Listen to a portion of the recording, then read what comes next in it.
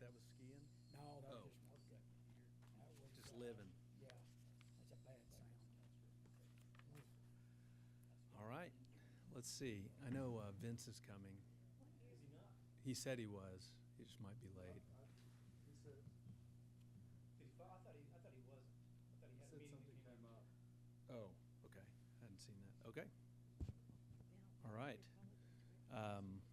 Okay, we'll call the meeting to order. Board of Directors meeting January 11th for the Oklahoma Space Industry Development Authority. Meeting is called to order. Happy 2023. We'll start with introduction of guests. Let's see, let's start back here. Hey, Doug. Corporation. Thank you. Thanks for being here. How about you? Rick Moore, Executive Director of the Oklahoma Municipal Contractors Association. All right. Bill Moore, I'm a space historian. All right. Just wanted to come up and meet everyone. Great. I'm Josh Waters. I'm here with Space Resource Startup, Insistent Galactic Operations, or as I like to call it, IGO. What's the name of it again? It's Insistent Galactic Operations. And in short, you can just call it IGO. Can you tell us a little bit about it? Yeah, for sure. So I'm just now starting out. I recently finished my master's from the Colorado School of Mines in Space Resources, but I don't know if y'all heard about asteroid mining or harvesting resources off of the moon or Mars, but that is pretty much what we're going for. The resource of choice is water. People are like, why do we want water up there? You can isolate water into hydrogen and oxygen, you get propellant. So think of the moon as a refueling depot. Also, human consumption, agriculture uses, radiation shielding. So that's what Great. I'm my life doing. I'm 26. I want to bring this to Oklahoma and continue to grow it. I was born and raised here, so Fantastic. let's see what it's all about. So happy to be here. Glad to have a space entrepreneur right here. Are you? Where were you born in Oklahoma? Just Oklahoma City at Baptist. Okay. Yep. And then I went to the University of Kansas. I did my undergrad in finance, concentration entrepreneurship, and then in December I finished my master's from the Colorado School of Mines. And it's the master's is in space resources. So it's the first of its kind program in the world. The resources in our inner solar system are essentially infinite compared to our terrestrial resources. Instead of taking more from Earth, we can go harvest off the planet where it will not harm any ecological systems. We can keep Earth safe as we expand. Fantastic. Have you written a business plan yet, or you're working on it? I have and stuff, and we're getting our website up, but this is, something that no one's done before. People have been talking about it for a long time, but we now have the technology to do it with reusable launch capabilities. The cost of space getting cheaper and cheaper. We're right there. So. All right. We've got a low-cost incubator out in West Oklahoma if you need some office space. Yeah, absolutely. I just got office space on Meridian and Reno, but wanting to grow and continue to, give back to the state that I love, that gave so much to me, while also raising capital and opening it up. So Great. where it becomes bigger than just myself. So Fantastic. Glad you're here. And space historian, can you tell us a little bit about Sure. that? I retired from the Oklahoma History Center, and one of my projects there was about Oklahoma's space program. And that started with an interview with Gordon Cooper back in 2000. He was coming through on a book signing tour, and that really got me started on interviewing all the Oklahoma astronauts. They introduced me to the engineers, and so it wound up being just multi-talented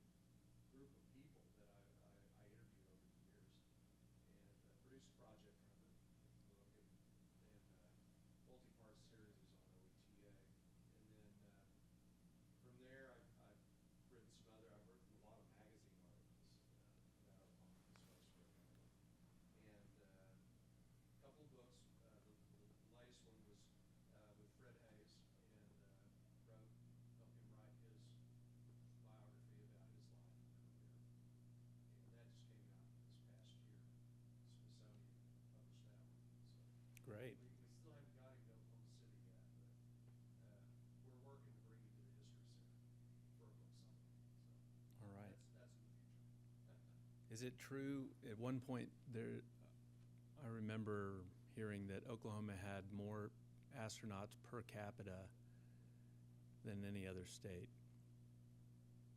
I really don't think so. Okay. We started out with Gordon Cooper. That was country western singers. Maybe. Maybe that was ended in the 80s. It's been,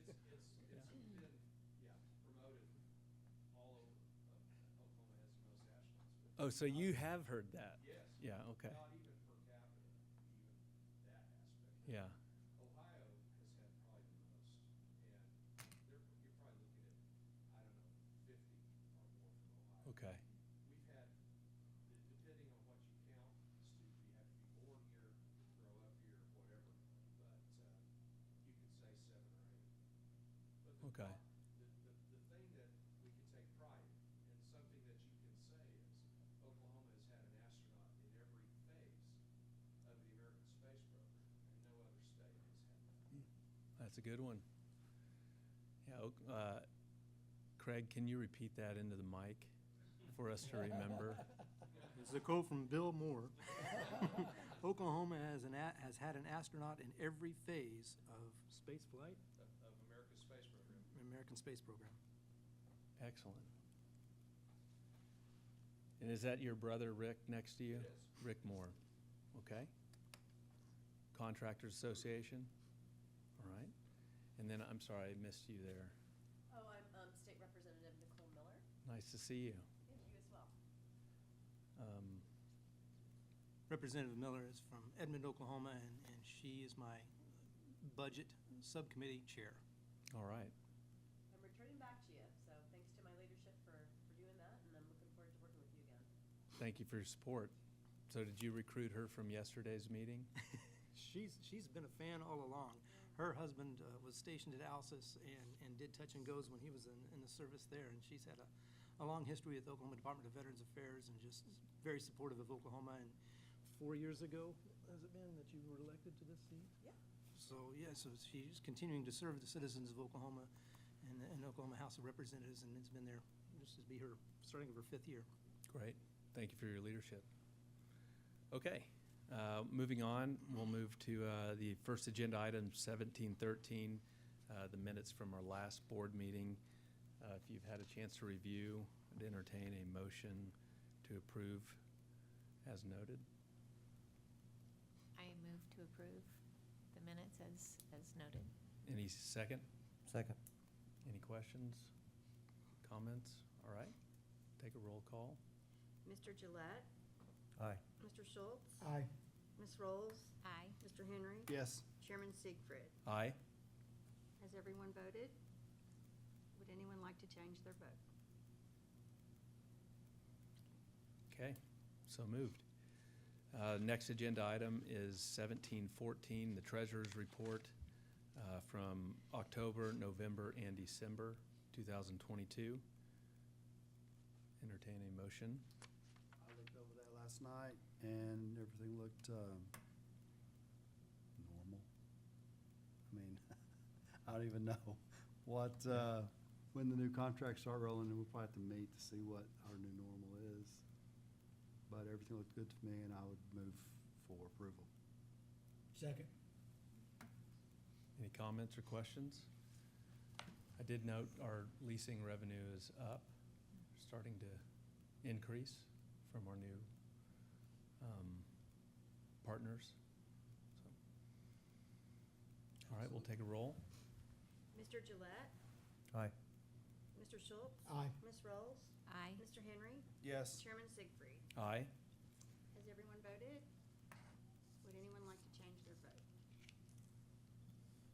Okay, so moving on. Agenda item 1715 to be presented by the staff. Director Smith, your director's report, followed by the facility improvement report.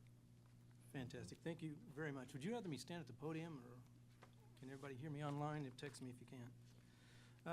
Whatever you're comfortable with. If I can sit down, it'd be. Sure. On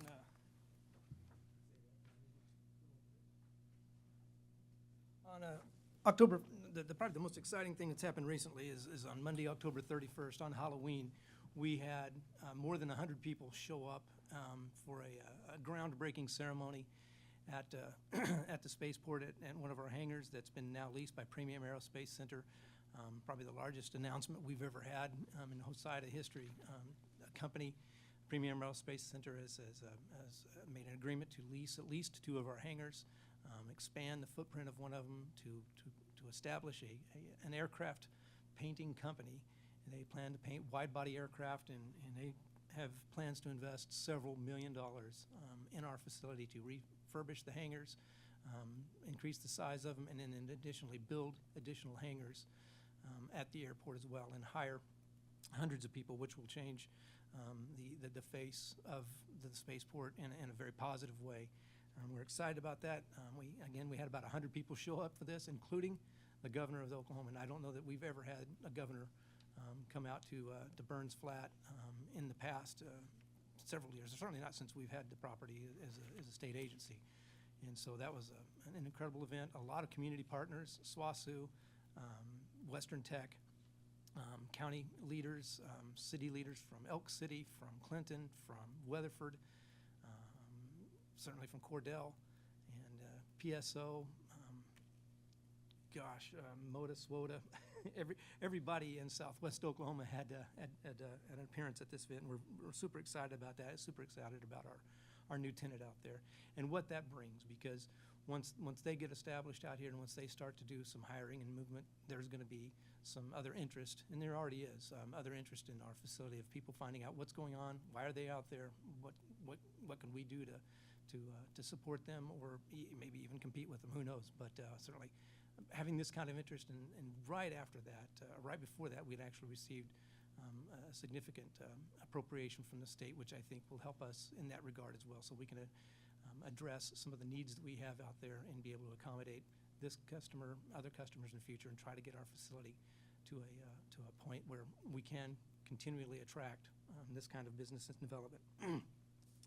In November, we were part of and got to participate in the very first Intertribal Space Conference. This was an opportunity for us to kind of showcase what Oklahoma has available. This is a conference that was perceived and conceived, I guess is a better word, by an individual that thought Oklahoma would be a great place to hold a tribal space conference. And he came and visited Burns Flat, and we had probably about 35 to 40 in-person attendees, and we probably had about that many, maybe about half that many attend online. Some of our guests here today were also present. Josh was there, and a number of others. Dr. Rolls was supposed to be on the agenda. I don't know what happened, but she was gracious to come and attend and certainly talk about Frontier Electronic Systems and as a tribal owned. Right. Forgive me for the vernacular on that. I'm sorry about that. And tout what we have here in Oklahoma and some of the capabilities and relationships that can be had in the state. And so it was kind of a remarkable conference, and they said that they want to come back to Oklahoma again next year. And so that certainly is something we can be excited about. How many in person were there? Probably about 35, maybe 40, Josh, what did you think? Somewhere in that? So could we host that at the spaceport next year? Well, if it stays at that size, we certainly could do it in Burns Flat. I think when we first visited with them, they had figures of a couple of hundred in their mind, and we just thought at that time it was just too large. But certainly the ones that attended this one, we could certainly have done across the street at Western Tech. Yeah. And I know that they would have been excited about doing that, and would be in the future if the numbers hold to form. But it was a good start. Certainly excited about that. If you didn't get a chance to read your director report that I'd emailed to you, I'll just kind of touch on some of these, but go back and read that if you didn't. There's some more detail here that may be useful to you as well. But we've been working with, and after a visit from his office, Senator Inhofe had, as he's retired this last year, was helping us with the National Defense Authorization Act and some language inserted in one of the earlier versions of that bill that might have been able to give us the opportunity to purchase the land that we have at OSIDA from the DOD, such that we could probably, if we had a tenant that came in and said, hey, I want to build an operation here, but I want to own the land, apparently with our the original deeds and, what's the term I'm looking for? The original language that we had received the land from,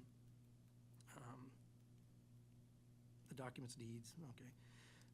Apparently has a long rumored phrase in there that should the the president declare a national emergency, that DOD can come back and reacquire the land. We believe that certainly makes sense for the airport, but for the industrial park, the 1,100 acres that we have on the other side, we'd like to have at least that option to maybe purchase that land. It didn't make it to the final NDAA, but the fact that we got it in an original version of it that certainly moved the ball. And there's I've been in contact with other offices that said we'd like to work with you going forward to see if that's something you want to continue to pursue.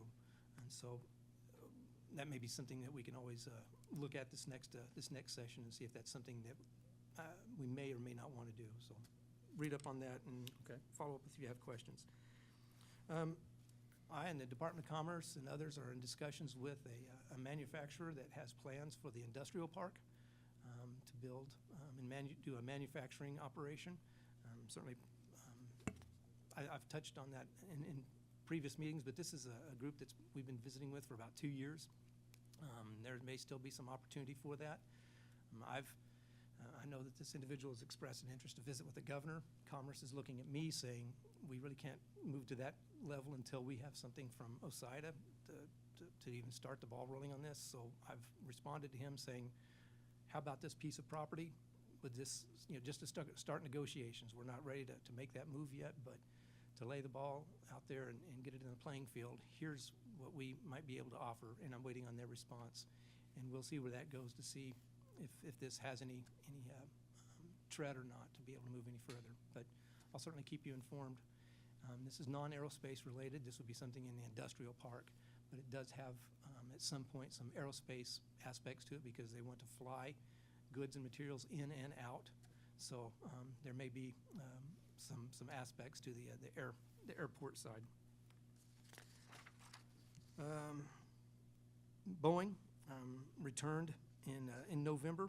They're still doing some testing on the 737 MAX 10. They expect to return again this spring. And when they do, they bring about 70 people with them. So that's always a good a good impact for the local community because they come and spend a lot of their money here. They stay in Clinton and Elk City. They rent cars. They eat in the restaurants. They exist here for the time that they're here. So that's always a great opportunity for us as well. And then I thought I'd just take an opportunity, too, to kind of visit with the board and kind of catch you up on what we've been able to accomplish. I started in April of 2020. The day that I accepted the job was the day they shut the world down for a COVID protocol. And so for a long period of time, there just wasn't a lot of things happening, but I want to show and share some of the things that we have been able to accomplish in that period of time. I've got a lot of slides here, but I promised John I would spin through these as quickly as I could. We did achieve a renewal of the joint use agreement thanks to Chairman or our subcommittee chairman, General Gillette. We got that renewed in March or April of 2021. That's a 5-year renewal. That provides us money. That's the joint use agreement has been in place at Clinton Sherman for about 30 years through various entities, and we acquired that contract in around 2011, somewhere in that ballpark. And so we've been very diligent in maintaining this facility. They use it to train their pilots out of Vance and Altus. They pay with the joint use agreement. They pay us money to run our air traffic control center, which is we just redid the contract, and it's about 60,000 plus a month. So a good portion of the resources that we get from them goes towards that, and they need it. They pay a good portion of our electric bill on the airport, on the lighting on the runway, and then they pay for the fire rescue services team, and they also pay for a good portion of our runway maintenance and repair, which is something that's ongoing all the time. They match us 90 to 10 on that. So great relationship. That's good through 2026. We renewed our spaceport license in June of 2021. This is what the spaceport map looked like in about that time. There were 11 spaceports licensed in the United States at the time. If you look over on the left side of that chart, you can see some proposed spaceports that at that time were being considered. That's what the map looks like now. Just a couple of years later, we now have 14 licensed spaceports. Only 10 states have one of these. That's a key piece of information to take and hand that out to folks, that Oklahoma is in the mix on this. And we were very first inland landlocked spaceport licensed by the FAA in the United States. I was just over in Farnborough this last summer.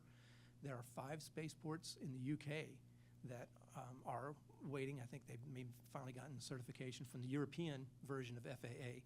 But this is what, oh, good grief, it's not on this one. I've got it on a different map. I had a map of all the spaceports in the world, and other countries, other states are vigorously trying to achieve what Oklahoma already has. And so we're in some pretty rare air, and the potential for these going forward is pretty remarkable.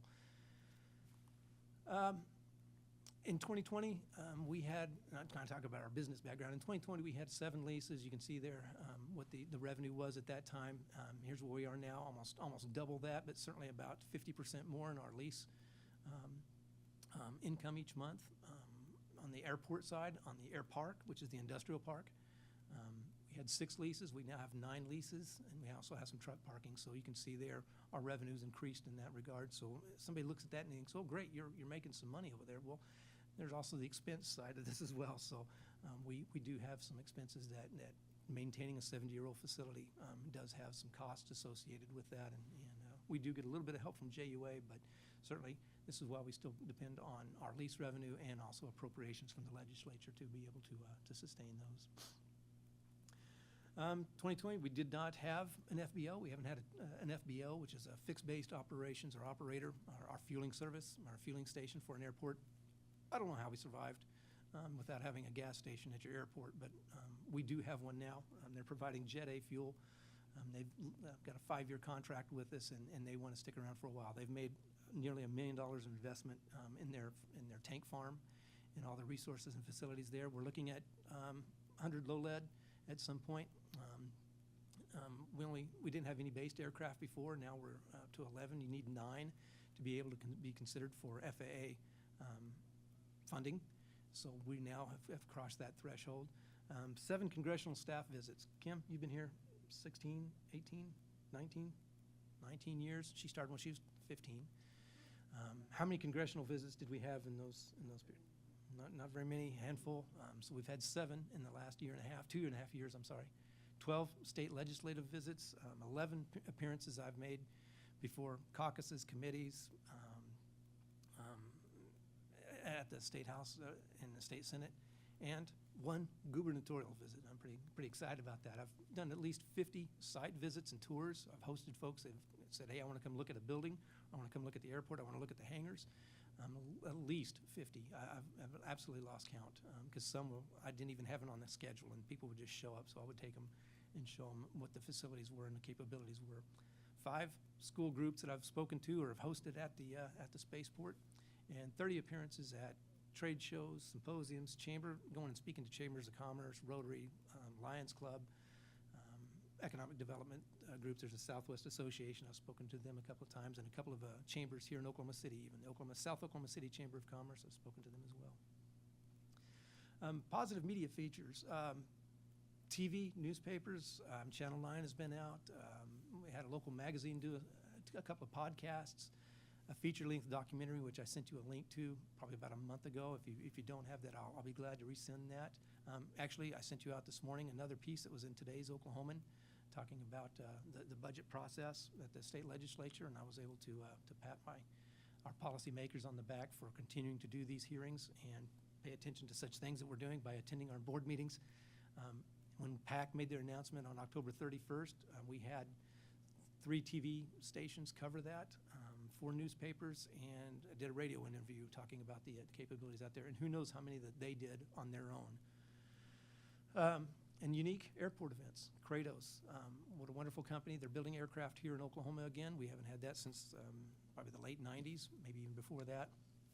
Kratos has come out and they've done some terrestrial testing as well as unmanned aerospace testing. They've got 2 trucks, and I'll show you on one of my slides in just a moment. They actually had 2 tractor trailers pulling trailers out there. One was being driven by a human. One had a human sitting in the seat, but it was actually being controlled autonomously. So they are doing some unmanned operations both in the air and on the ground. They love our big pavement out there, that big, huge 96-acre concrete apron that we have out there that doesn't have light fixtures or any other challenges. And so that's been used for a couple of things. We had Resident Sciences came out and used that for some FCC, some frequency testing. They wanted to have a big, wide open, flat concrete space that didn't have light fixtures around it, that they could do some frequency testing on one of their aircraft. We had a TV show that's yet to air, and so I'm not at liberty to say what it was, but they did some auto testing at the Christmas tree. I worked with our partners at the Oklahoma Department of Public Safety, and they allowed them to use the Christmas tree, which is the driver training facility, on a weekend. And this cable news program, or this cable TV program, came and did a feature out there that I sure hope it gets to play because it's kind of a neat deal. Ambulance driver training course, they've established a course that they've put between our building and Bird Equipment, which is next door to us, that they come out of Weatherford and they train ambulance drivers. They have to be certified probably every year. So they bring them out and they have designed a little course, and they run their students through that course at our facility. Again, big wide open area, no street lights and things like that. The basketball court resurfacing, these folks come and they rent one of our hangars. They spread the entire basketball court out, sand it down, refinish it, and stack it back up and take it back to the location. We've had 2 NBA courts at our facility. So Kim has got to sit courtside at an NBA court. I've got it on our social media. Go and look that up. And then, of course, these were really fun pending requests that we have. 3 rocketry teams from area colleges want to do rocketry from our spaceport. They currently go into Kansas to do it. One team uses Sayre Airport for theirs, but they would like to do it at the spaceport. And we're waiting to get, they were ready to do it and queued up to do it at the beginning of November, but they didn't get all the paperwork into me. So we're hopeful to get that threshold crossed, and it's Oklahoma Christian University, Southwest Oklahoma State University, OU, and OSU all have an interest in this, and that would be terrific to be able to do that from our spaceport. And then I was approached this last week. A regional glider competition is being considered for our location. They currently go to Hinton for glider events, but they don't have a large competition anywhere in Oklahoma, and they were looking for a space, and so I'm amenable to hosting this at my facility as well. And then a unique air park on the other side of the fence. We've signed a contract and a lease with a Bitcoin mining operation. They're not asking anything from us. They just needed space, and so I'm gladly leasing them some land, and they are going to develop a location which will bring electricity, which is going to be provided by our local provider, AEP-PSO, at their cost, not ours, to establish this. And then, of course, they're going to have a pretty fat pipe of internet fiber to get the data in and out of that farmland. And so when they leave, that's going to be a pretty robust area, or anything around that is going to be pretty robustly satisfied electrically, water, fiber. It'll be a great asset. We didn't have a restaurant when we started. We now have a restaurant and co-located with our golf course. That's a picture of the basketball court that may look familiar to some NBA fans. We have a medical clinic that's they're looking to expand their operations. They want to have a pharmacy out there. They've been in place for about two years now, a little over 2 years, just doing scrapes, cuts, shots, a little dock-in-the-box operation. It's Comanche County health systems, but they want to expand, so they're applying for some additional grants to be able to get pharmacy and maybe one day dental. We've done some repairs out there now. The burger at that restaurant is out of this world. Chicken nuggets, and they have calf fries as well. So if you have a friend that's never experienced calf fries, bring them to Burns Flat, and we can educate them. Thin sliced or whole? They're not thin sliced with the dipping sauce. Gotta be tough. Don't share the secret. This is our medical clinic on the upper left is what it used to look like. About a year and a half ago, we had it repainted, and our crew, gosh, I wish I could have shown you pictures what the inside of this looked like, and I can show you some pictures that are probably similar. Our crew redid the entire interior of that building. It had a roof leak, so you can imagine what the interior must have looked like. And our crew, at cost, well, they had to replace the roof, but our crew did the interior of that building and made it a viable, workable medical clinic, and we're excited about that. This is the FBO hangar that I've referenced a number of times. This is what it looks like from the outside. This is what it looked like from the inside when I started on the left. This is taken about 2 weeks ago on the right. This is Luxair.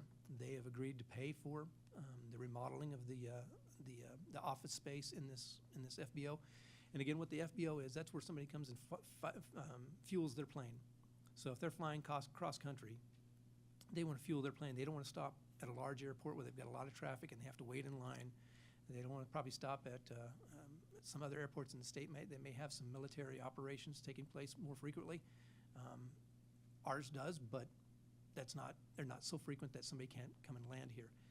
This is where this will be the first thing and probably the only thing they ever see of our airport. So this is going to be, and Luxair knows what an FBO is supposed to look like. They're going to build this out to be a really nice facility. So when folks stop here to redo their plans, to fuel their plane, to have a rest stop and a comfort stop, this is where they'll go, and this is what we're excited about is the development they're doing in here. We agreed to pay for the air conditioning system replacement in the building, but it's come a long way from where it was. And again, we haven't had an FBO since 2000, I'm going to say 2018, but it may have been before that.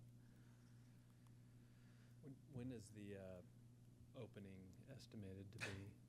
I was hoping earlier, but all the contractors that you've got to get, the electrical contractors, the plumbing contractors, all that, so it's going to take, and they said, we're hopeful for summer.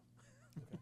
So realistically, we'll look at summer and hope for better, but realistically, I think summer is probably the timeline that but in the meantime, anybody that flies in, if you're listening, we've got our headquarters building is the de facto FBO for right now. So when they stop to fuel a plane, they let them in our building. They can use our break room, our bathrooms, our Wi-Fi to do their trip planning and continue from there.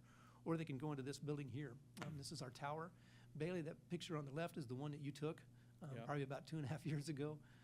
And that's what it looks like on the right now. And so that's what it looks like from the outside. This is what it looked like on the first floor on the inside.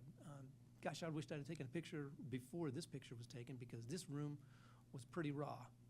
And this is what our crew has been able to accomplish in just a short period of time. They covered the tile with carpet, redid the walls, and repainted that particular room. This is another room before and after the improvements there. And what we did with these is when Boeing came back in November, they had been using some trailers that we had in one of the hangars that Premium Aerospace leased. So we had to take those trailers out of that building or out of that hangar. And so they returned them to the one that they're leasing them from, and we put them up in our tower. So rather than them working in a trailer house in a hangar, they're now working out of our control tower. And the beauty of this is once they're completed with all their testing out here, which I hope doesn't happen anytime soon. I hope. Let me rephrase that. I want them to be successful, but I want them to keep coming back. But we'll be able to lease these offices to other tenants in the future. This room right here was really rough, and now you can see what it looks like. We redid the lights, that's the electrician trying to find the electrical system in this side of the building. And so by doing that, now we can really open up some possibilities for this wing of our air traffic control tower.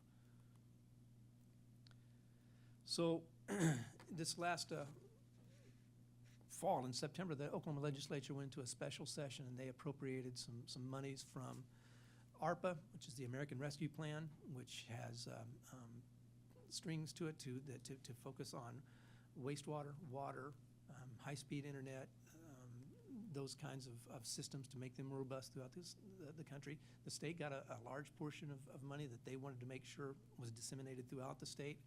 We got $4.25 million to improve our water system and our wastewater system, and also to improve our high-speed capability in the industrial park. That's about a 1 million gallon water tank. That's what it looked like back in probably October. And this is what it looked like in November. We had to do some repairs to it. One of our facilities guys is a skilled oil field welder, and actually has skills and experience welding on tanks. So he was able to make the repairs to the tank. And then we had a local contractor. We actually had 3 contractors bid. I remember, if anybody's been on the board long enough, when I first started, we couldn't find a contractor to do any paint jobs. And now I've got 3 to 4 and maybe some more that are willing to at least bid on projects now. So go Southwest Oklahoma. This is our site development study. This is another thing we've been able to accomplish when we had our properties. We didn't know the capabilities that the property had.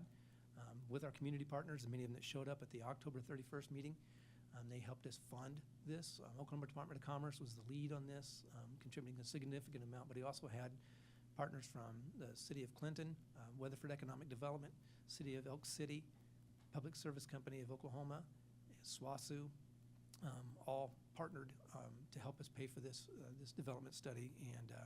And I've given each of you, and if anybody online wants to get a copy of it, I can get a copy of that for you. For economic development purposes, this is going to be helpful for us to be able to identify where in the industrial park we can put potential customers and what the capacities are of our utilities and all the resources in that area as well. Air traffic testing continues to take place. This picture on the top doesn't really give a perspective very well, but all those airplanes look really big up close. The 777 is the largest commercial aircraft that Boeing makes. It'll hold 400 plus passengers, and on a full tank, it can fly anywhere in the world. Pretty cool. But to see how big it is, and you really can't tell perspective on this, but that's the 737 MAX 10 sitting in front of it. And when they're side by side, and this picture doesn't really do justice because of perspective. That 737 is a little further away, but when you see them side by side, it's a mama duck and a baby duck. It's remarkable how different the size of those 2 planes are. And then, of course, Kratos. This is the picture I was referencing earlier. On the top right is the Airwolf, and they actually did some unmanned testing with that, and they plan to do some more at our facility. Down at the bottom are the trucks that I was telling you about. We're still in conversations with, and they're both Kratos. They're also wanting to come out and do some testing on some other facilities dealing with their, I'm not going to explain here, but they've got another system that they want to do some testing at our facility. And so I'm in discussions with them, and they've come out and they've looked at our facilities, and it's going to suit their purposes, and I expect them to come out this spring. And when they're ready, I'll be able to share that with the board and others. Again, the Travel Space Conference, we had a booth there. I think there were probably 5 booths, Josh, that were there at this, maybe not even that many. So we had the opportunity. Those are banners that the Department of Commerce created for us. They slide up. These are resources that we didn't have before we sidled up next to Commerce. We just didn't have the funding and resources to be able to go buy something like that. And so when we go to trade shows, Commerce is really good to let me borrow those and let me utilize those. They made them custom for us. The one on the left is specific to the spaceport. The one on the right just touts Oklahoma Aerospace. And so I had materials from FES and also from the spaceport and from Commerce on our table to tout what our capabilities are. And we're grateful to work with Commerce. We've also we're able to be a sponsor for the Aerospace Forum. That's an annual event that takes place in Oklahoma City. Very well attended. Some premier speakers that come to share and visit about the capabilities that Oklahoma has. It's a great opportunity for Oklahoma to pat themselves on the back and also talk about some opportunities for other companies that they'll come into the state, they'll attend this forum, they'll learn about the capabilities of Oklahoma and other companies that are involved. And Dr. Rolls, I tried to catch you, and I wanted to get you on this picture as well, but you were there, and we're grateful. And your husband, I got to meet your husband at this event, and it would have been really cool to have both of you at this picture, but I didn't catch you in time, and I'm sorry about that.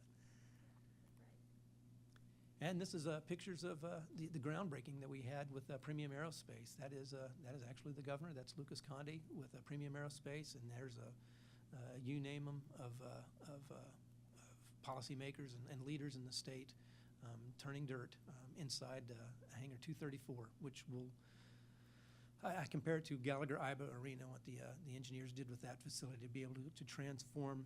They basically are going to take the footprint of that hangar and double the size of that hangar to be able to hold wide-body aircraft.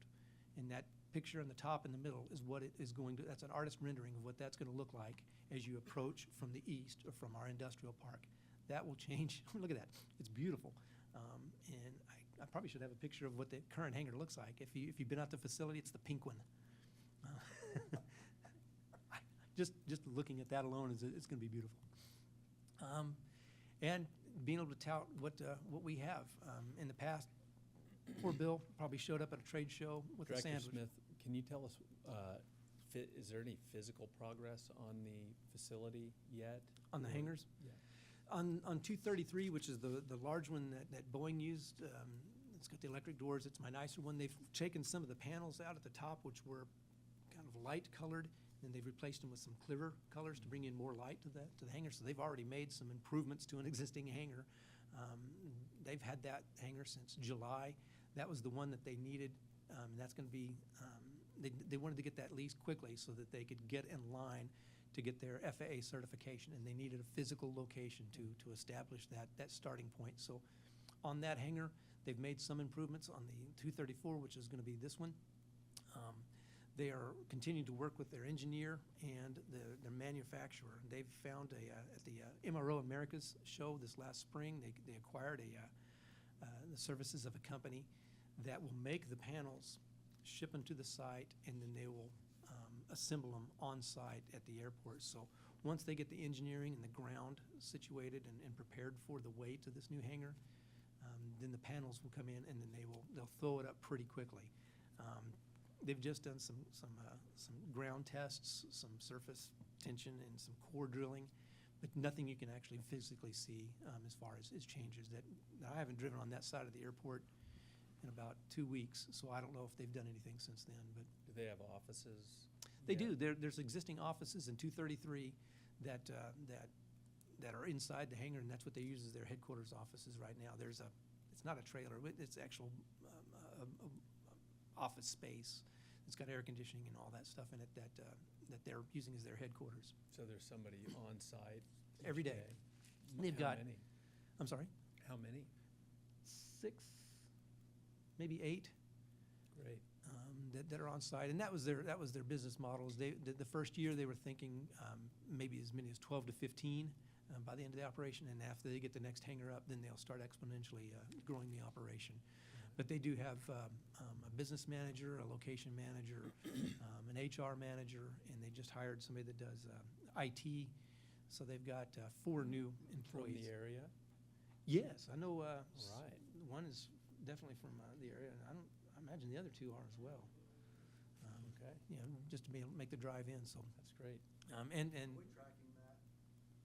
Are we tracking that? I the- would like to track that and make that kind of a big deal. absolutely. and to People that are, like the one that's sitting behind you, are real interested in that information. keeping up with those figures, absolutely. That makes a lot of sense. We'll do. We'll get them to report, and they've been good on paying their bills. So, we're, Have they received their FAA certification? that's what they're waiting on, and certainly they've made our federal policymakers aware of their challenge, and they're going to have to move at the speed of FAA. And they understand, and our federal folks understand that you can't jump in front of somebody else that's been waiting in line for a long time as well. So it's waiting for that process to occur. Are they giving us a time estimate of when they think that's gonna occur? No, sir.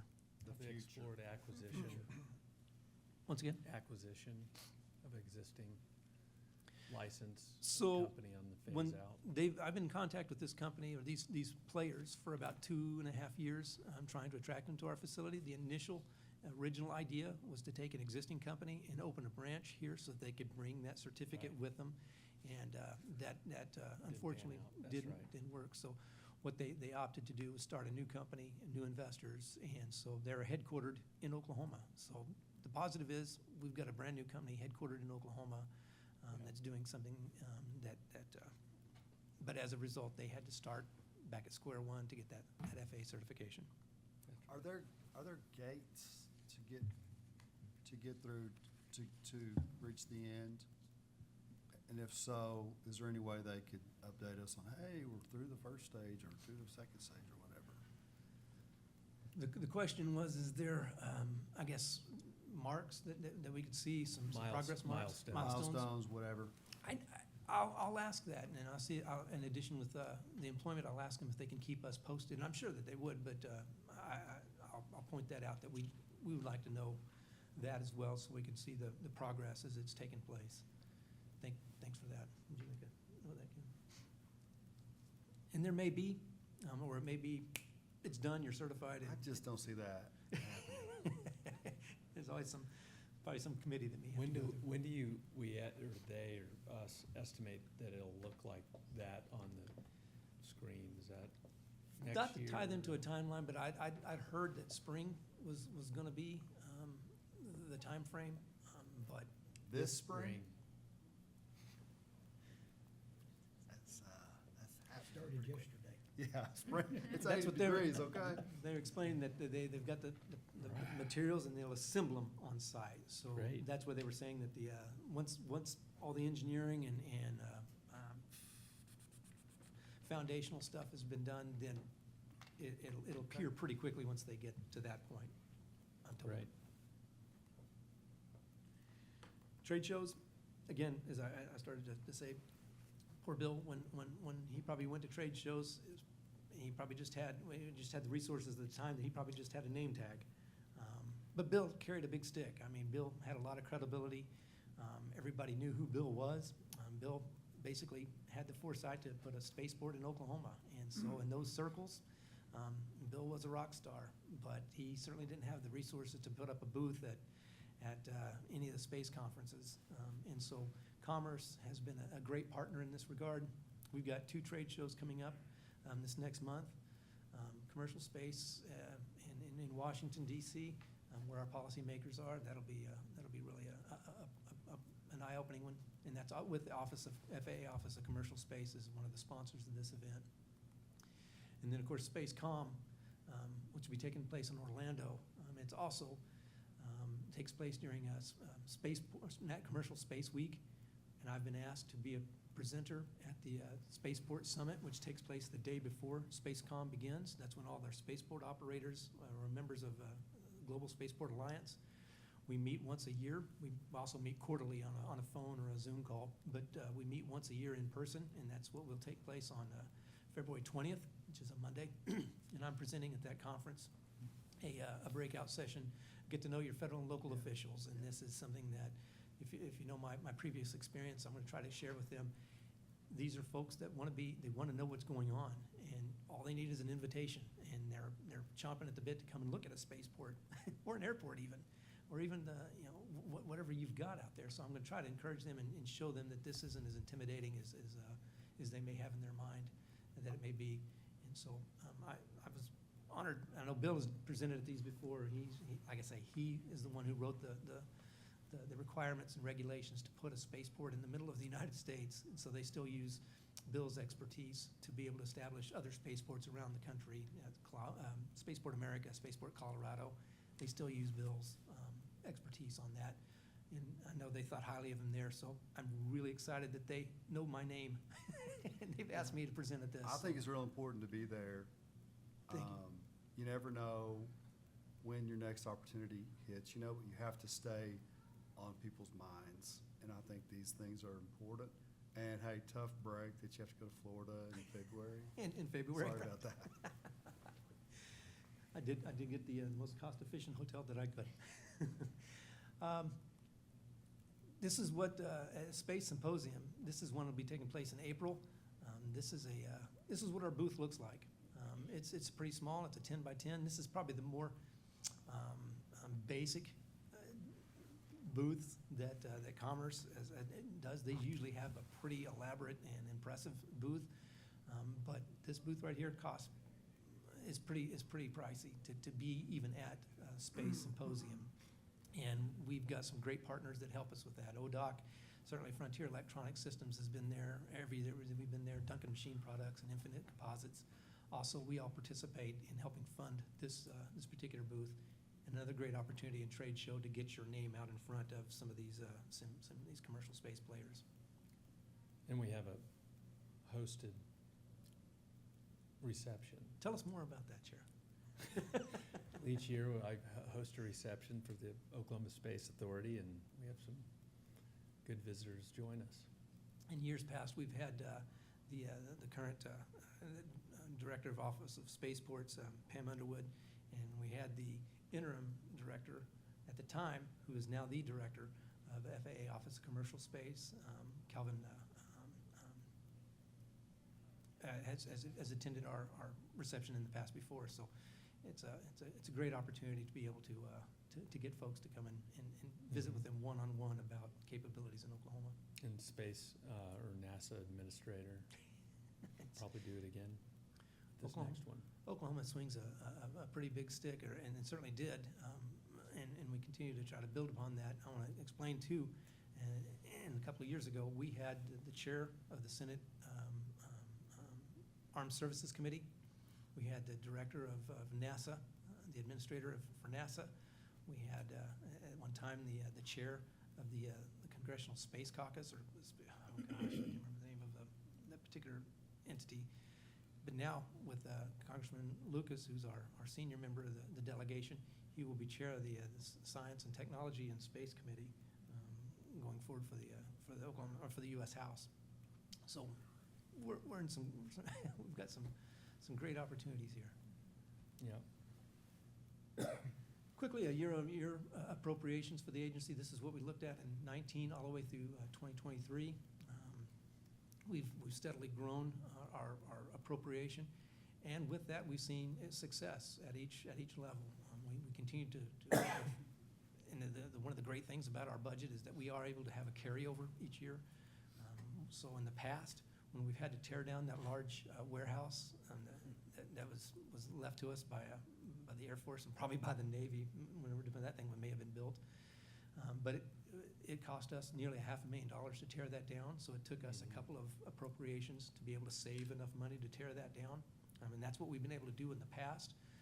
The legislature this last year has blessed us with some ARPA money and unprecedented amount of money for the spaceport as a prep fund, which was designed for preparing rural Oklahoma for economic progress.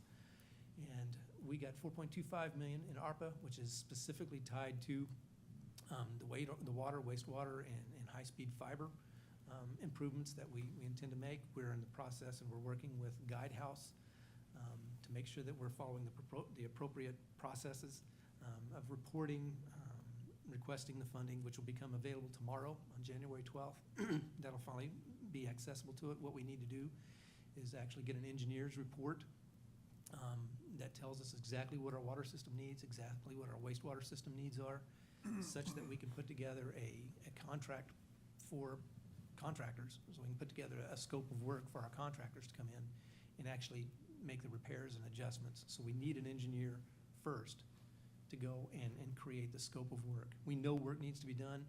I could look at it and tell you a few of the things, but it's going to take a hydraulic engineer to come through and examine the system, make the actual recommendations that we would then take and create a bid for contractors to come and make those improvements. So we're working with Guidehouse to make sure we do that properly and meet all the checks and balances. We have to have that money appropriated and spent by December 31st of 2026. We're also on our prep money. That doesn't have a timeline on it, and it doesn't have the strings tied to it that force us to spend it on one thing in particular. We know that our major asset is that runway, and in the years past, using a little bit of the FAA or the JUA money, we were able to do projects of about $1.2 to $1.5 million to do runway repair, spall repair, joint seal repairs and replacements. And we would shut the runway down for 3 weeks to a month to be able to do those.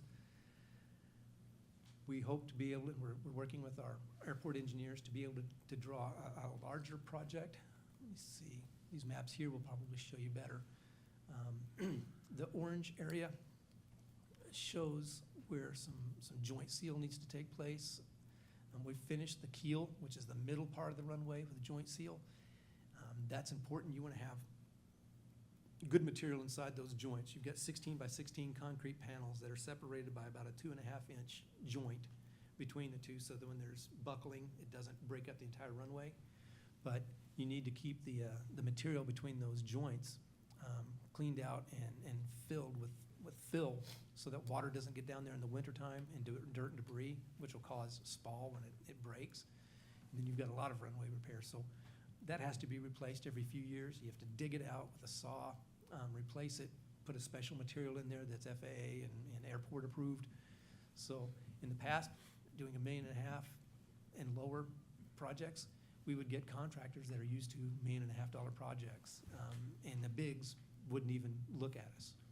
So we're hopeful with a larger project encompassing a lot more space to be able to do our runway, to be able to do the taxiways. And we had a 10-year plan with Delta that would, every other year, we would have some projects outlined, and we would save our money and try to address those.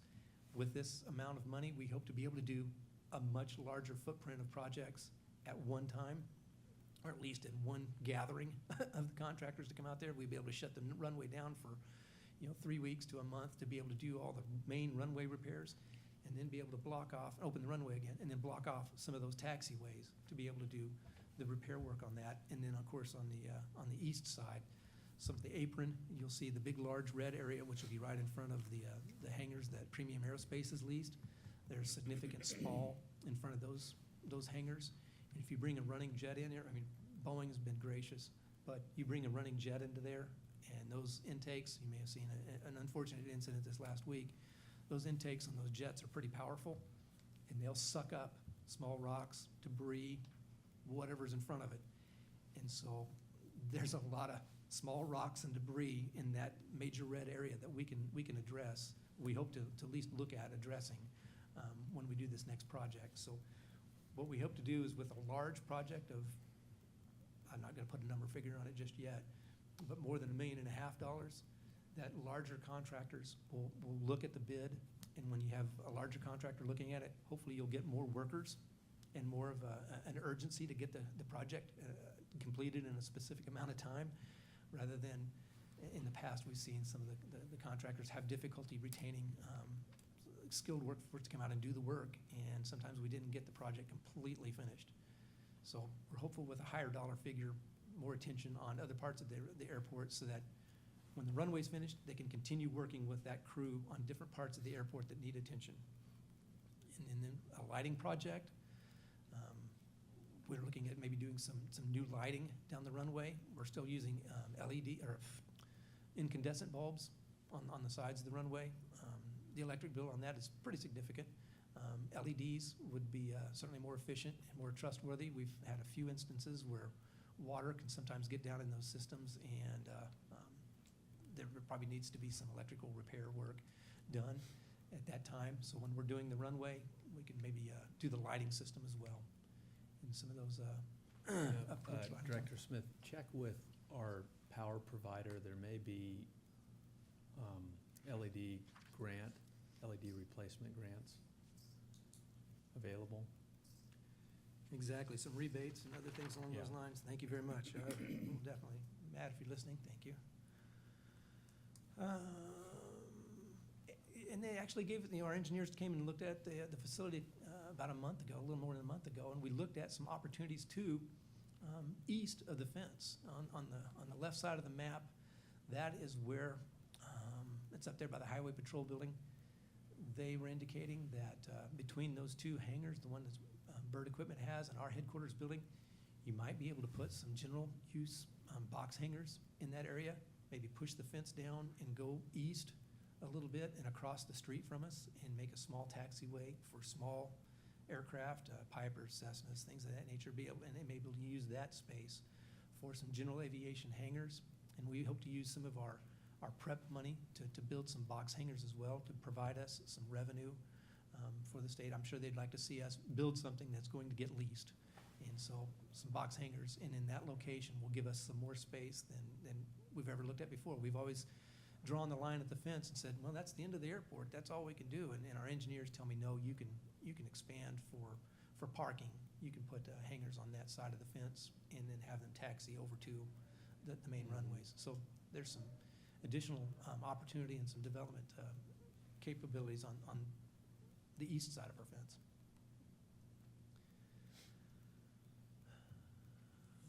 That's kind of the figures that we plan to spend our ARPA money on, 1.5 for the water system, 2.5 for the wastewater.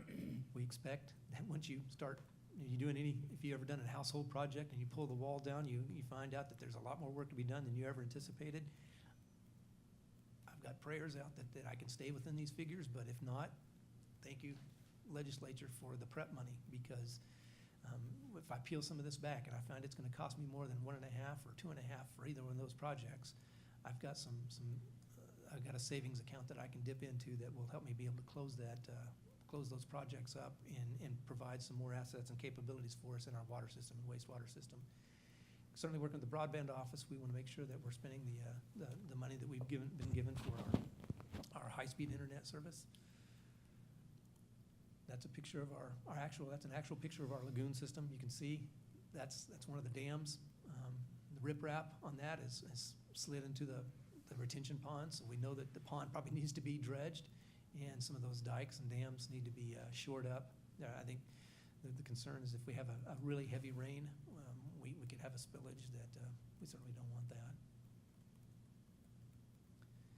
Some of the money that we got for prep was designed for detect and avoidance technology for the airport, for companies like Kratos and others that want to do some unmanned systems. And again, I'll explain. Our radar coverage comes out of Fort Worth Center.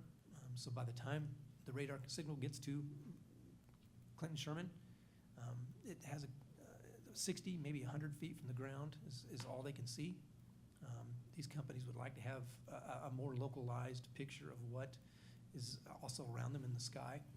So we're looking with Oklahoma Aeronautics Commission, certainly OU and OSU, and Kratos to find out what the capabilities are that they need to see addressed, and certainly with the FAA, what's going to satisfy them as far as what's going to be a local detect and avoidance technology. It doesn't have to be a traditional radar system out there, and I can tell you, my friends at FAA are not excited about putting a radar system at our facility, because that's something that they may have to maintain and upkeep, and it costs a lot of money to do that. And technology today is a lot further than it was in the 50s. And so there's a lot of some different kinds of technologies that they can set up, that can be set up, that will work for a period of time, a day or 2 weeks, whatever it may be, and then they can fold it up and take it to the next location. So this is a technology that I don't need 365 days a year.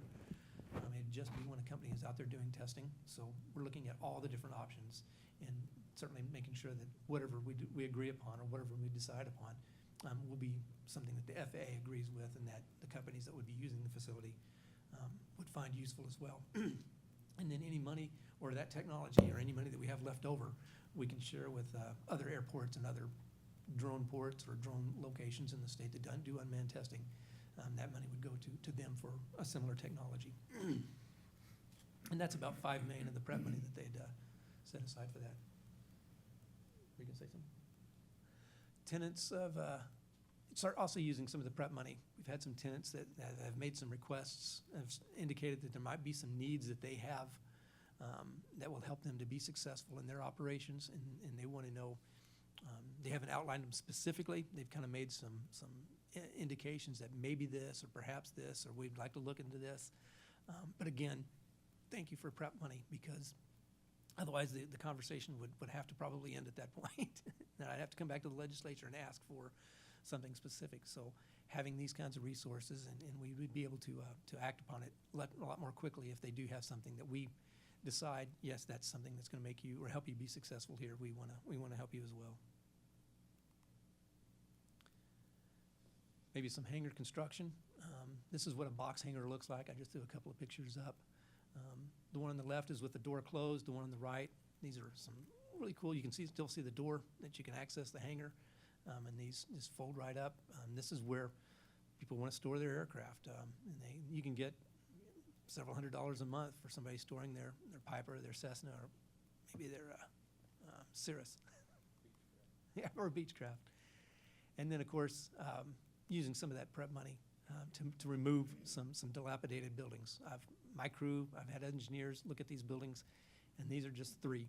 I've got about 40 buildings on site, but these 3 need to go. And what'll help is if it just certainly removes an eyesore, and then also makes the land a little more attractive to a potential tenant that wants to build or design something. And if we can get these eyesores and these potential,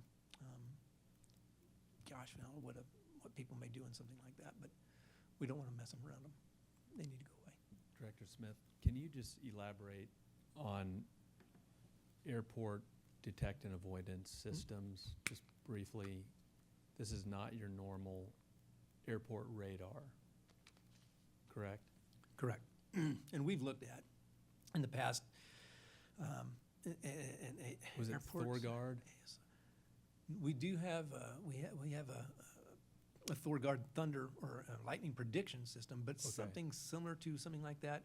We've looked at ASRs, which is an airport surveillance Right. radar, and that is an actual FAA type piece of equipment that has a rotating beacon that tracks anything in the sky.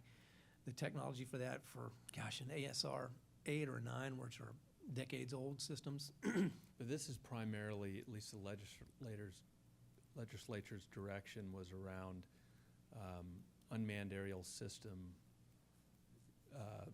detect and avoidance, or a solution that supports the advancement of that industry in Oklahoma at Burns Flat or at our airport.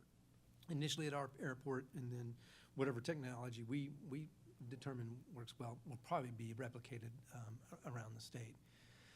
And So, we're working with the universities I saw there, and and Kratos. Kratos and Aeronautics Commission, Okay. and then certainly some companies that have some expertise in doing something like this at other drone ports around the nation. Yeah.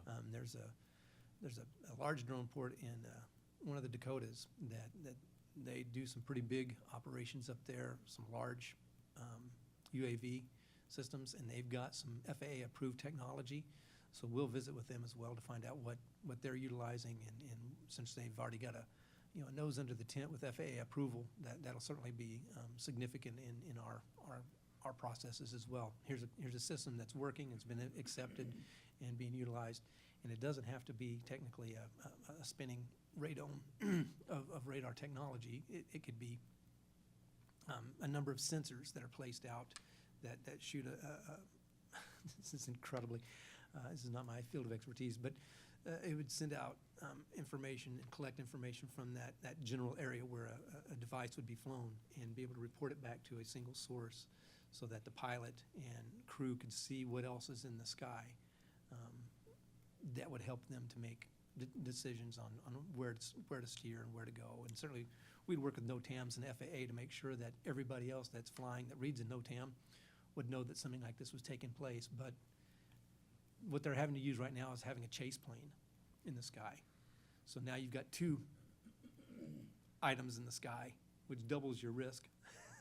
And certainly it adds a significant factor to the cost to do testing, to have 2 of these, pay a pilot, pay for the fuel, pay for the plane, and stay within visual line of sight. Some of the stuff that they do, that chase plane cannot keep up with some of the technology that Kratos is working with in these little small unmanned things. They can do 9G turns that a human just wouldn't be able to do continually, for sure.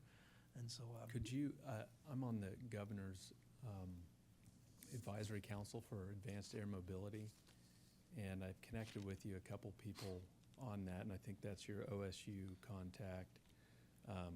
I'd like to have you speak at our next gathering so they can provide input and guidance on what they're seeing. Also, it does have the Kratos leader on the council as well. that would be terrific. Think they'd want to come meet at Burns Flat? I'll work on it. Yeah. It's led by Secretary of Science Pollard. Oh, yes. She's very Michigan Yeah. State grad, very smart. Yeah.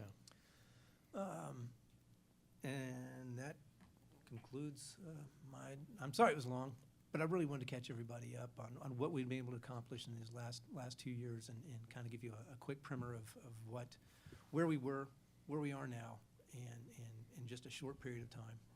Well, I'd just like to recognize that you and your staff have done an amazing job of carrying us forward, and lots of energy and hard work have gotten us there. So thank you. Absolutely, and these folks that she represents behind me have been a big part of this, and I tell you, when I go speak to the legislature and I talk about who's on my board, that carries a big stick as well. So thank you for your service, and thank you for your expertise that you bring to this, and the credibility that it's, we're a small agency, but we're trying to get a lot of really neat, big things accomplished, and so thank you for your service. I know it's a journey into the city, but Well, thanks for your leadership. and I send you a lot of emails, so. Yeah. Thank you for your leadership and success over the last, is it 3 years? Nearly 3 years. Yeah, it'll be 3 2.5. years this April. Lots of success, lots of going down dark space-like paths and coming out on the other side with success, and with, the staff and the team. So congratulations. Thank you. And look It's a lot forward of to fun. many more years to come and taking Oklahoma to space. Certainly. Takes time. That's where my compass is pointed. Yeah, Thank and you. also the presentation, appreciate the photos and the deep dive and due diligence to inform, communicate. Now that we're on a quarterly meeting basis, there's lots to cover, but pictures worth 1,000 words, so I don't want to thanks make for you the pictures. And I know it's a challenge to get everybody to Burns Flat each time, so it'd be Yeah. ideal if we could meet out there every time, but I could go and put hands on it, but yeah, pictures are a great way to do it, and thank you for introducing this. I don't know that we've done PowerPoint for the meetings before you were chair, but this is probably something No. we'll. I'm a visual I think we all learner, are. experiencer, communicator, so that was something I needed to be chair. Okay, thank you. Next on the agenda item, any questions, comments, input, go backs from the board? Nothing? Okay. Let me find my next item here. Facility improvement. Oh, yes, facility improvement. Gosh, just right before Christmas, you may remember, we had some extreme temperatures, and we certainly notified all our tenants, get ready for it. We did everything that our crew could do. We put heat tape around as many pipes and as we could. We told all our tenants, leave it dripping. It's our water that we're supplying them with, and you can only do so much. And some of these temperatures were extreme and really long, and so there were still some breakages and some other challenges. We had the firehouse had a broken pipe in their wall. The tower had a frozen drain, so when the rest of the building was heated, it would hit that frozen drain and fill up and spill over. So we had we also had 2 leaks in the tower. We had 2 tenants that had to call plumbers to repair broken pipes, and then we also had this on Christmas Eve or Christmas Day, I think. This is the gate that's right just south of our headquarters building that's the fuel farm to the right, and my hangars are just to the left of this, and this is not usually there, and certainly not even after rain, we don't have a puddle, so our crew knew something was wrong. We called a significant plumbing company to come out. They, more than just your local plumber, this took a large company to come out, and they dug it up for us, and we gave them the liability for this. This is what they found underneath. This is a broken pipe underground, so that was a shower for them. Yeah, is that photo just spraying? That's water spraying. Yeah. I should describe that a little better, but that's asphalt that we had in concrete that we had to dig up to get to it. That's probably about 5-6 feet deep. That couldn't have been a freeze? No, Not that deep in the ground. not that deep in the ground. I'm not sure what caused it, but they had to put a sleeve on it, and that's what he's doing here in this picture. This company was skilled enough to be able to do that. It's something that I don't think, or certainly our crew said we wouldn't even want to touch that. So they That's came a out and big fixed it. water pipe. That's about a 12-inch pipe there, maybe larger. And so our crew came back afterward, and they filled that with gravel, and then they'll come back later once the gravel is settled, and then we'll recover it with asphalt and make that a usable road again. I think, oh, gosh, John Deere. Don't forget your tractor. My tractors, oh my gosh, I cannot tell you, if you haven't read your report, this is exciting stuff. And I'm so grateful that you told me about this lease opportunity. We leased two, well, actually, we bought and will continue to lease now, a John Deere tractor systems that we make the initial purchase on these, and then each year from now on, we'll be able to rent, or be able to purchase a brand-new John Deere tractor for $1.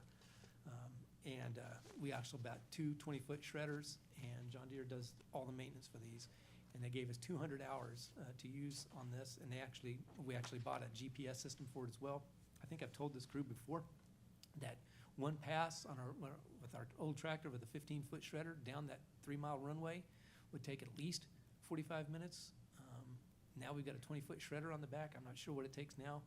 And when my crew said, I told them, you've got 200 hours in these tractors, they were sweating. They said, we're never going to make it. Well, 118 hours.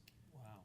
Is all they used on that. So we're turning those tractors in. John Deere is going to be elated because they're going to have some great tractors. We get a brand new tractor, again, two new brand new tractors this spring, and the efficiencies that the crew have been able to see with this new equipment, it's absolutely remarkable. They are so excited about this technology, and we were able to use the old tractors in the industrial park, and so they're still utilizable, so they're still in play. So thank you so much. That's bringing that kind of information to the board has been, or to us has been great. And I've got a list of some other projects that the crew's completed.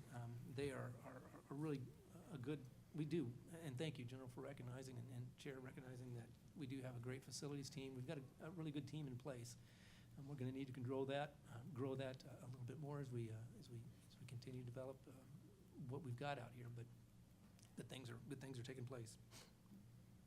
Yeah, having the facilities team less time in a tractor seat gives us more time to refurbish our facilities. And we've got a skilled team. We've got a skilled welder who's worked in the oil field. We've got a skilled carpenter, and then the institutional knowledge that Dan brings. He's been out there for at least 12 years, and I think several years before that working out there, so he knows both sides of his hand that facility, what it looks like, what it takes to run it, where the bodies are buried, and all that stuff out there. He knows it really well, so that's a great asset to have. How is our Center of Excellence for the Oklahoma Highway Patrol facility? DPS OHP is a great tenant of ours. They've got an 11-mile track that they have on the west side that they take all their cadets. Anybody that wants to be a trooper has to go through this school at some point. City of Oklahoma City, Norman, and Tulsa also use it, as well as highway patrols from other states. I know South Dakota comes here, Kansas comes here. I think you've had experience with that crew up there. In a good way. I don't want to discourage them. On my way back from, I had another experience in the Panhandle, and it over Christmas. It was a good one. Yeah, And they love that facility. Exactly. So they're a good partner. But what about the living quarters? Is there anything we can do or do they need anything? The lease spells out that facility is theirs to do with as they please. We're certainly amenable to working with them in whatever way possible. We love them as a tenant. We like to have them out there, and so I'm willing to look and find ways that we can work together. And certainly we want to keep them as long as they want to stay out there. It's overseen by the Secretary of Public Safety. Public Safety. Let's invite that secretary out at some point and have him or her test the track out. Yeah, if any of the board members ever want to come out. Let me know too. Yeah, the board members, I'm sure the troopers would love to put you in the car and raise the hair on your arms. Yeah. Great. Anything else on the facilities report? Okay. Moving on to item 1716. Director Smith has a request. So I want to be proactive on this, and I don't know that it's going to be necessary, but I certainly want to make sure that as we go through the ARPA process, that we don't have anything that slows us down. As I indicated, we've been given monies to do repair work to the water system and the wastewater system, to be able to get an accurate scope of work of what actually needs to be done. And we can make estimates and guesstimates and suppositions on what needs to be fixed, but that we really need to have an engineer come out and look at our systems, both of them, and give us an assessment and provide to us a scope of work that we can then take and put a bid out for contractors to come and make these specified repairs. We have reached out to OMES and Capital CAP, Construction and Properties, to get from them a list of qualified engineers in the state that can do these kinds of operations. And what we will do is reach out to each of them with a letter of a request for qualifications and say, this is what we need. Respond to this and tell us who out there wants to submit a bid to do this scope of work for us. And once they agree to that, then we're going to have to pay them. And so to be as efficient as possible, that I don't have to wait. If we can get this done in the middle of February, before we meet again in March, if that comes to play and they can do the project, but they need the money up front or whatever it may be, I just don't want to have anything holding me back. I tell you, my list of repair improvements that we've done at this industrial park and the airport could not have done that without the board's approval, giving me the freedom to spend up to $50,000. I think Bill had a $7,000 threshold. I couldn't have been able to do that. Thank you for that. That's made the improvement of this facility so much easier. I'm hopeful that I can do and get an engineer for under that amount. But if I cannot, I'm asking approval from the board for this one time, for this one instance, at this time, to be able to pay for an engineering firm to come out and give me a scope of work, do an assessment, and give me a scope of work. One question. Before, once you get the proposals in, how are they going to be, is OMES going to evaluate them for you, or how are you going to make a selection? There is the Construction and Properties has a process that they require us to go through to be able to vet any contractor. So they'll help us. They'll probably sit at the table with us on that. They have assigned us a project manager. And so there'll be an OMES fee to go along with whatever you pay, right? Absolutely. Do we have an idea what that is? It's a percentage of the project. And yeah, so whatever the contract comes back as, OMES will get a percentage of that, which will be on top of that engineering fee. Okay. And yes, I know that was a concern from the board a couple of months ago. You're going to need a project manager. OMES will be providing that in this process. And so the engineer with the project manager will And so that project manager will, as the engineer does his or her work, they will be managing the project so that we get a adequate report out, or Absolutely. proposal, the requirements list, or whatever it's going to be. And that's what we do with our airport consultants as well, is in our request for qualifications. We would ask that in addition to giving us the scope of work, we want to have engineer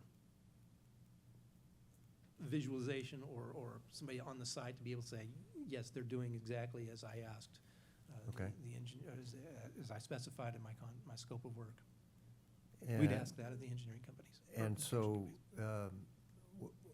how much do you expect to have to, what is, it's not like, Yeah. Give me $1 billion and I'll tell you when it's gone type of thing. What's the next threshold that you have in mind? I'm really hopeful that it wouldn't and shouldn't and may not exceed that 50,000. I know, I've but if never it done this does, what before. is your next guidepost here? I do not have an answer for you on that. What do you propose? So you're looking for a dollar figure to get, for me to, And not to exceed number. not to exceed number? You wouldn't think it'd go over 100, do you?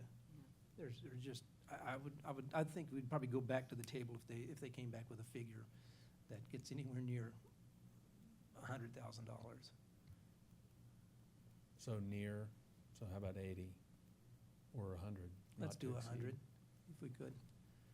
I just, and Um, we could do that, I tell you, we could even do this with the executive committee's approval too, that I would come back to the executive committee before approving that to say, hey, this is what it came back with. We've done the checks and balances on this. May I?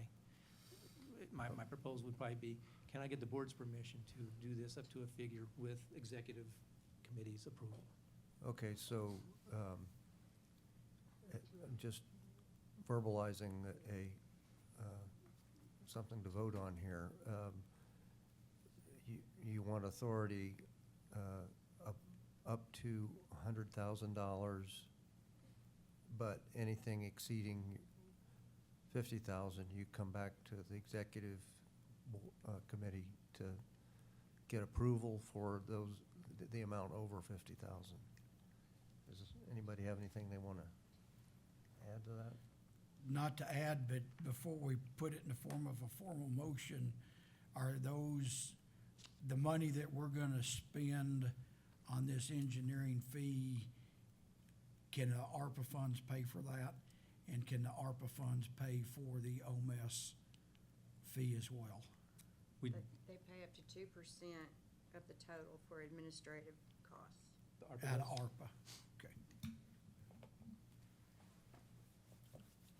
And just so, we're gonna meet again in March.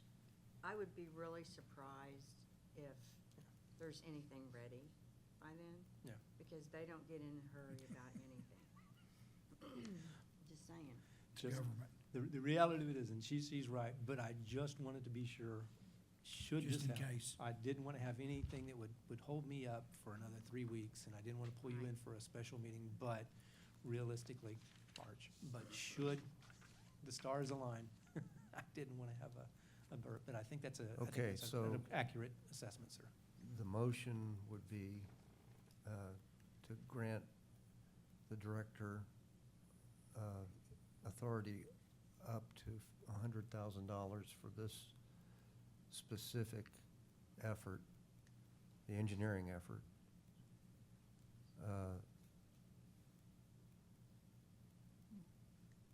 With the proviso that he will come to the executive committee for final approval for anything over the $50,000 limit.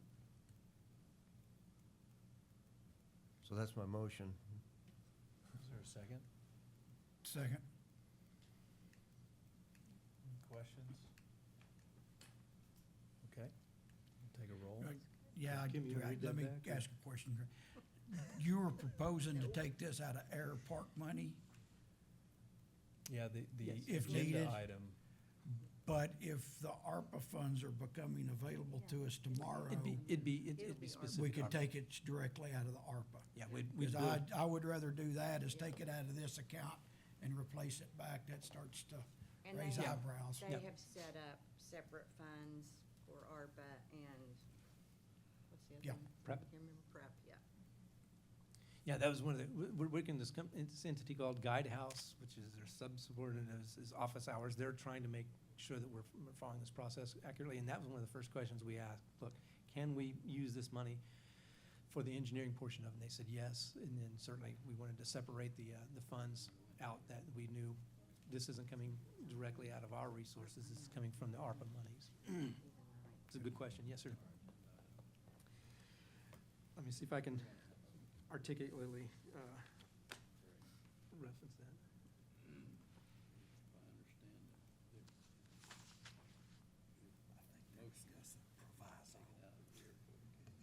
Correct. Yeah. It's an Air Force.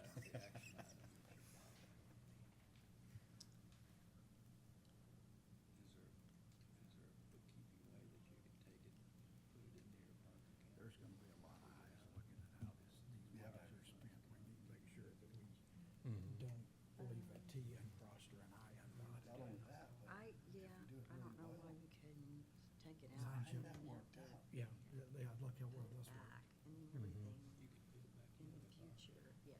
Always worries me when the lawyer gets involved. You're in, No, no, no, The we glass don't is have always to half have full. guidance It's about about a that. We quarter haven't empty. even got to budget See? yet. Just It's a dragging balance you right along, there. dragging you. I think that probably shows what we're doing. I mean, they give it to us, then we put it in that account, then we pay them. I think we need to stay with the wording that you got for Gadget. I don't wanna have a turnpike authority Yeah. issue. You're right, right. Yeah, I think we were just thinking it's on the airport, and the funds were gonna come out of the airport account, but that's not. And technically, I don't need to have, I mean, if we're drawing a street from it, I don't have to have approval at all. I don't know. I mean, if it's funding, your limit, 50,000 probably applies to With any these. fund. I would wait until next board meeting until we can make a motion. I think it applies, I'd be worried that it would apply to any funds that come under the control of OSIDA.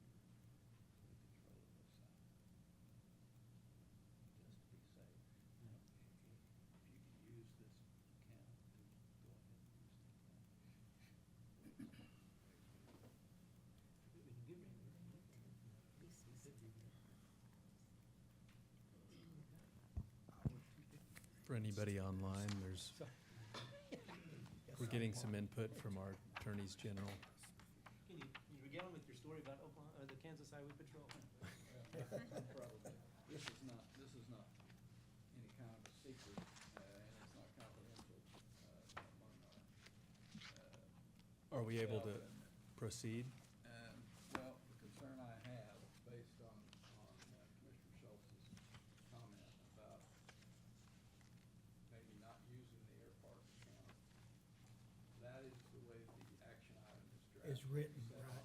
on the agenda, and I would be much more comfortable if we followed the agenda item as it's written. I think we might have an issue if we don't. So you think it would be better for us to take the money initially out of that air park account and then replace it? Yeah, if you can take it out of the air park account and. And then replenish it back with, From a bookkeeping standpoint, to proceed, and that's my recommendation. because of the way the agenda item's written. That's the way it's written, so. But since they're setting especially funds up for the money. Special fund, yes. Special account for it. Special account number for the ARPA money.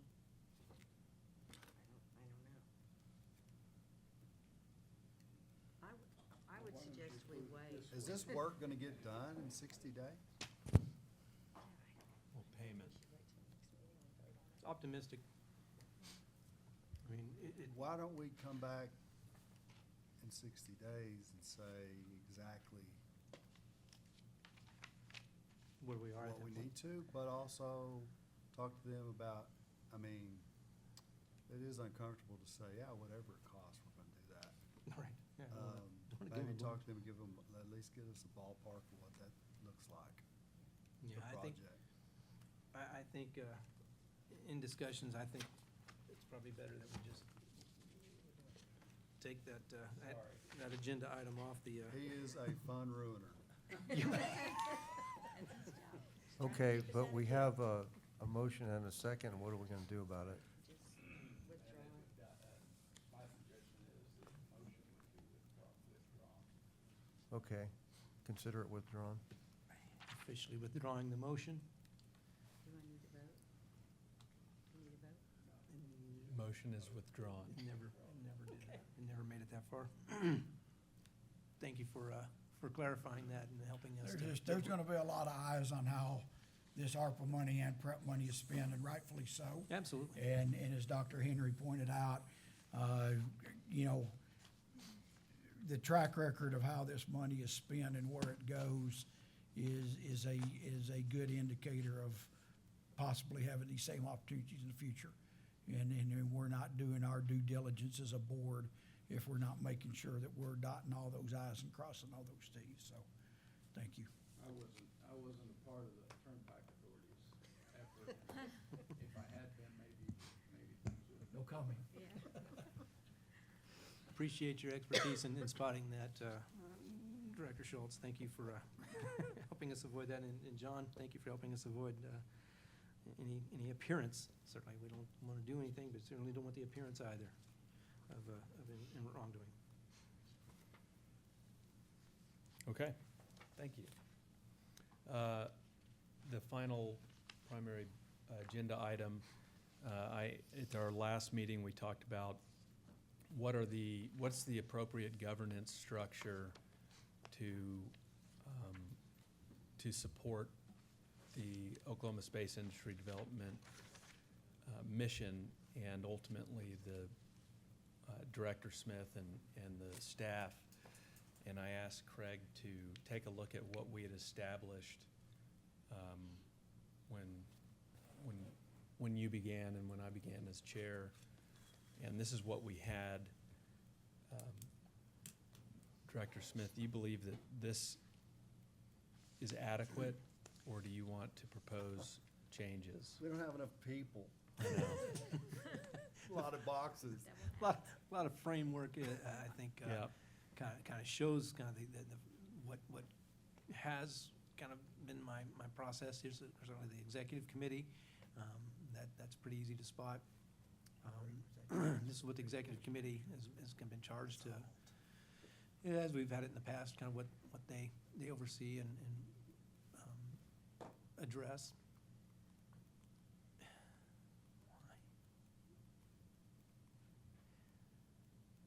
Certainly finance and operations I'll portion. just offer that almost everything that we've used the committee/subcommittees for has been ad hoc. And we haven't really used this structure. We've used ad hoc. And you're the best chair of the ad hoc I am Mr. ad every hoc. time. Absolutely. I So think what do it's- you think we need? Mr. I'm Chair. not sure we need a formal Yeah. structure like this. We just need to not make it up as we go along, but if there's if there's certain things, I couldn't say it, if there's certain things that we need focus on, then let's put together a ad hoc group to focus on it. And then disband it when it's no longer needed. And that, to me, that seems a practical way to do it. We've got a bunch of boxes that are just there, Yeah. and we don't really need it. We've got a lot of board members with a lot of varying experience that I'll call on individually. Deirdre is great. She's run an airport, so she's been good on those issues. General, your expertise on the JUA has been fantastic. So Dr. Henry, I forgot to say, you were the chair of the ad hoc for the Premium Aerospace. Do you have experience Absolutely. with aerospace Well, MROs? in medicine, Yeah. we say PRN, which is Latin terms for as needed. Mhm. So I think that's a great idea. Okay. And Just I just have- would- and the executive committee has the authority to establish an ad hoc committee and select a leader for what comes up. we just wanted to make sure that all the board members had the opportunity, if they so chose, to offer their skills and assets. Because I didn't ask you doesn't mean I'm not interested. I certainly wanted to give you this Right. opportunity. If you see somewhere that you think you could make an impact. Well, I think the point is that situation will dictate what skills we need. Yeah, as we go down the line, if you see something that appears, I can be of help on that. And General, you've been gracious in your offerings on assisting on some things, and I really appreciate that. And others of Mike talking about legislative matters. Each of you brings a skill set that makes this board pretty dynamic and useful. So, thank you. And I So agree. we just keep the executive committee, and as needed, PRN, we will establish, support committee as needed. How do you spell that, Doctor? Is it PRN. PRN? PRN? I'll look that up. I'm going to use that frequently. All right.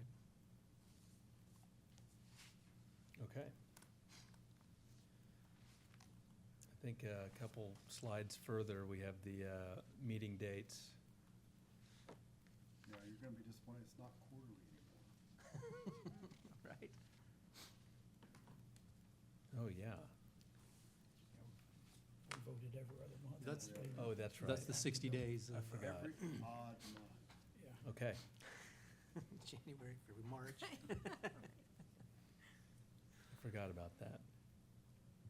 Okay, So that's it. Note in your calendars, put it in there now. Do we want to consider the May, or do you like the July one out at Burns Flat? Who likes it hot out there? It'll be a P- lot hotter in July than it will be in May, Yeah. but it doesn't bother me. PRN. I'm in it every day. Yeah, you're already You're not gonna come up because of the heat? Yeah. They're from Altus. That's What? that's Thursday for We them. go north and it's like, oh, it's cool up here. Yeah. We'll have to take our coat with us that day. Okay, noted. And then, do you want to go through the last slide or no? I put hadn't- it on there just as an option if you want to. I think we may have touched on this one at the October meeting, but I'm not sure. That's right. Certainly want to, Excuse me, do the dates need to be voted on, or have we already voted on those? We voted last Okay. month on them. Month to go over Yeah. there. Yes. so Chair, if you want to go over these points, these are, and again, if we're going back and reviewing what we've been able to accomplish in the last couple of years in your chair position, these are,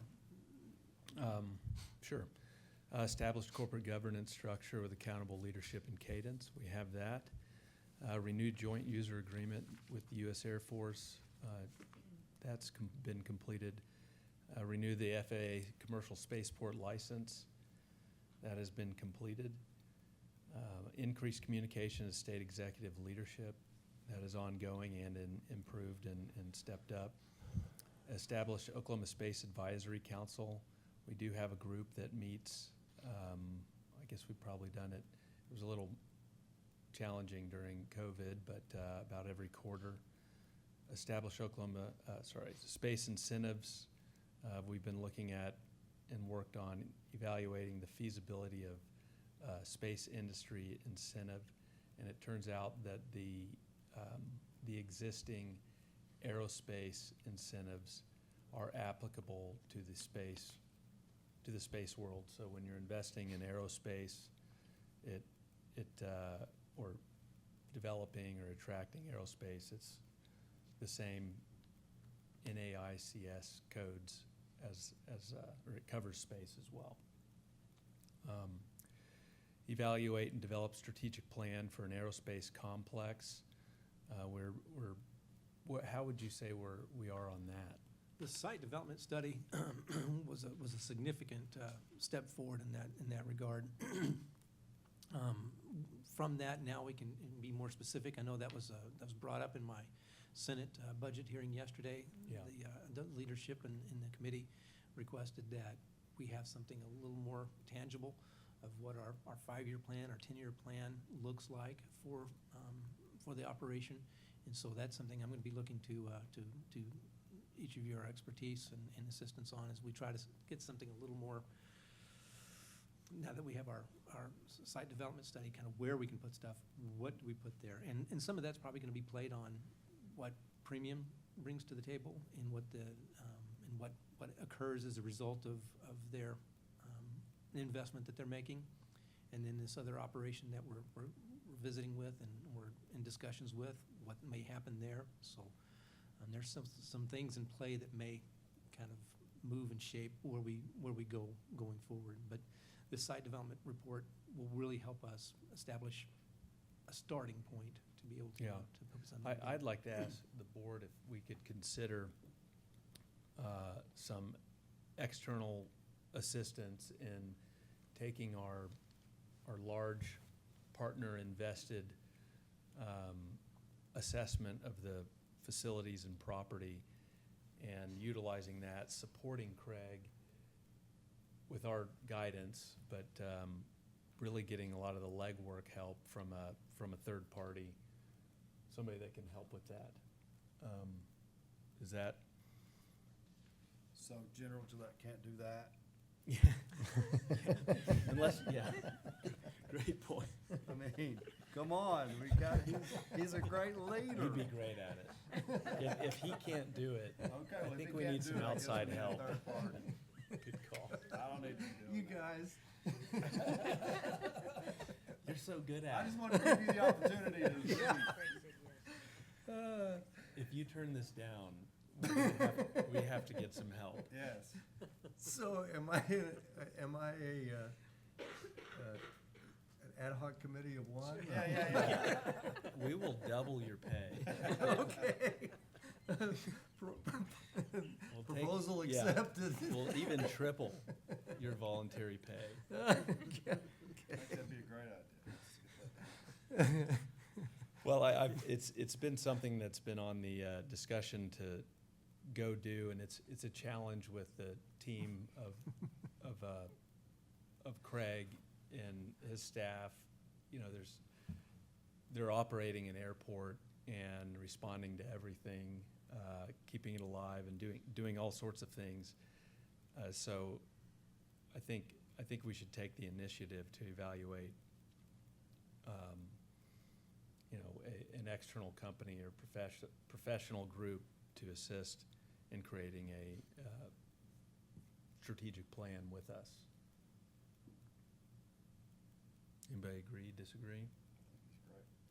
Okay.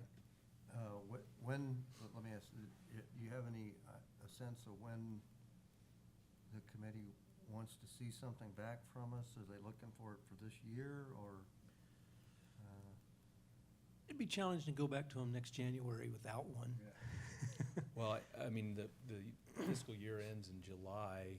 I don't know, or begins. I think it'd be valuable to have something before the year ends. And then, the following months is utilizing it, leaning forward with it. Implementing it. Yeah. Let me ask a question, though. I've seen a lot of resources devoted to developing strategic plans that then gather Get put on dust. the shelf. Yeah, yeah. And so I'm spring-loaded to not spending all, I mean, what they end up doing when you hire these people is telling you what you already know and putting it into a glossy cover. And I don't mean to denigrate them, but that's just been my experience. So let me suggest that just let me talk it over Chair it, with just let Craig you chair a it. little bit, and I'll come back to you with a recommendation Perfect. at the next meeting. We can all be grateful that it won't be named Vision 2020. No kidding. That's over. How many of those did you see? Just gonna be a little Yeah. bit Okay. nearsighted. Let's put a dental spin on it. Vision Yeah. 2020 is always about opticians. Let's Yeah, do something right, about a right. dental. I think that's something we can talk about an executive committee instead of waiting till we get back together. Yeah, but Yeah. I will Okay. pledge to you that we'll come back with some way ahead by Okay. March Okay. meeting. All right. Then evaluate, let's see, support the new director, year 1, check, year 2. What do you need year 3, Craig? You can fill that in later. Yes, sir. We gotta write that in. Secure marketing and development study. I believe that goes hand in hand with the strategy and the assessment. I guess we wrote this 3 years ago. And we touched upon it a little bit this last summer, but yeah. Yeah. We want to be able to check off the list. If here's what Right. we've been able to, here's what our goals were, and here's what we've been able Yeah. to check off, so. Seek additional check off. funding for infrastructure. That Sure. was, you knocked that out of the park. Thank you, and thank you. Thank you. Okay.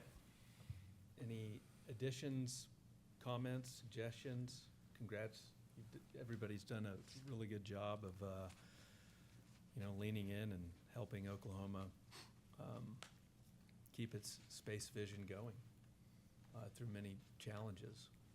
But timing is good to be in the space industry and the spaceport business. Anything else? If we go 8 minutes longer, we're gonna start having to put an intermission in these meetings.